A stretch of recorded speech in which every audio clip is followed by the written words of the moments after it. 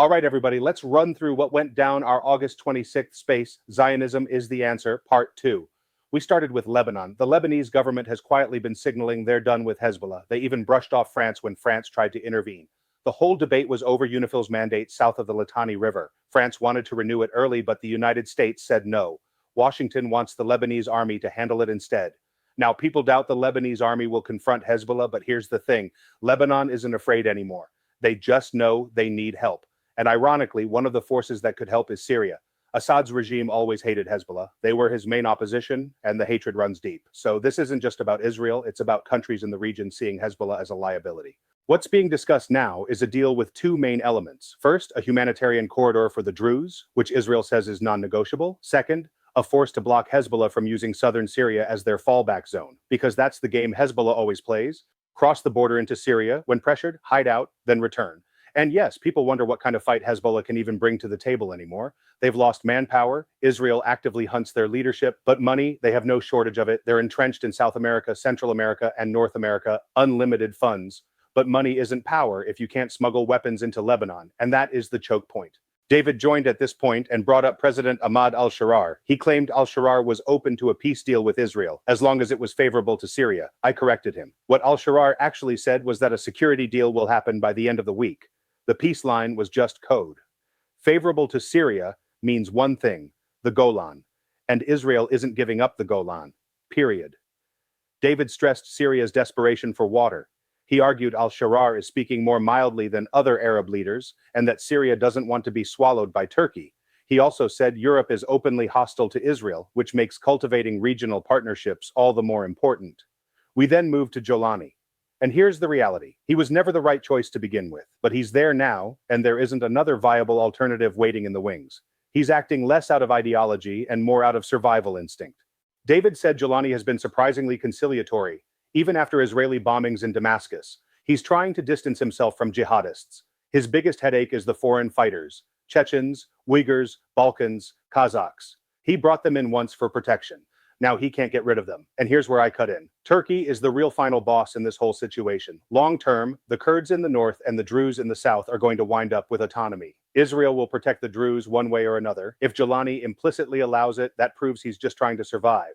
David suggested Israel should take the Druze question off the table by absorbing or protecting them outright. He pointed out that Syria's real problems are water and electricity, and he gave an anecdote. A Syrian farmer he knows is already exporting pickles and cucumbers into the West Bank and asks him daily how to get an Israeli license. Quiet cooperation is already happening. Now, I reminded him, water cooperation isn't just turning on a tap. Israel has desalination tech, sure, but the real solution is regional projects like canals to refill the Kinneret. That takes cooperation. David countered that Syria is so desperate now they would cooperate eagerly. And he's right. The Arab Spring erupted during a drought, and another drought is hitting now. That's pressure. Then we debated demographics. David insisted Sunnis are 74% of Syria, and he warned against Yugoslavia-style fragmentation. I pushed back. Minorities collectively make a strong plurality, and in the Middle East, majority rule is a myth anyway. In Qatar, the Qataris aren't even the majority in their own country. In Saudi Arabia, the ruling tribe isn't the majority either. David quoted Mordecai Keter and Ayman Dean saying decentralization might work, but carving Syria into ethnic mini-states would be a disaster. He criticized cynical maps floating around that split Syria into Druze, Kurdish, Azeri, and Islamic zones. Noam and Ben pushed him on his language, mocking his talk about Western compatibility. And I made it clear, Israel's priority is defeating Hezbollah and making sure minorities like the Kurds aren't thrown under the bus. Jolani is on a very short leash with the US and Israel. Either he delivers against Hezbollah and accommodates the SDF, or he's gone. David admitted Jolani's biggest threat is Turkey and Turkish-backed forces. And yes, that gives him an incentive to work with Israel. Noam asked if that means Jolani should welcome a Kurdish state. I shot that down. The SDF has been fighting for years with US backing. They're not giving up just because Jolani is in charge. They've earned their position, and they're not walking away. At that point, Ben said the whole debate was pointless. I brought it back to reality. Israel had made a military incursion into southern Syria that very morning. No resistance. That's what matters. We circled back to Lebanon. And here's what's new. Lebanon itself is preparing to announce a plan to disarm Hezbollah and retake the south. That hasn't happened since UNIFIL's 1979 mandate.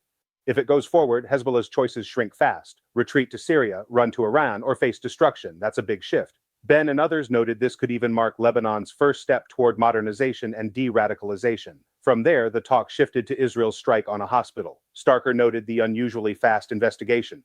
Ben pointed out it wasn't a mistake. The hospital was being used as a spy post. NPR reported it, but of course, spun it against Israel. Starker argued that quick PR responses matter. Ben dismissed PR battles as impossible to win. Then Starker told a story about Canada.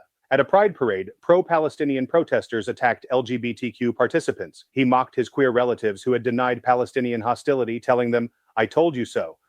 Ben laughed, saying enemies of Israel always sabotage themselves. The conversation then jumped to New York City politics. Starker challenged everyone to make memes comparing Curtis Sliwa handing out sandwiches in the subway to Mamdani struggling to bench press 65 pounds. Ben joked he wants Mamdani to win because it will crash New York real estate and let him buy a penthouse cheap. Starker warned that a socialist mayor in New York could energize the left nationwide. They all riffed on Jewish conspiracy jokes about real estate, and Starker reminded us, memes work. Just look at Trump.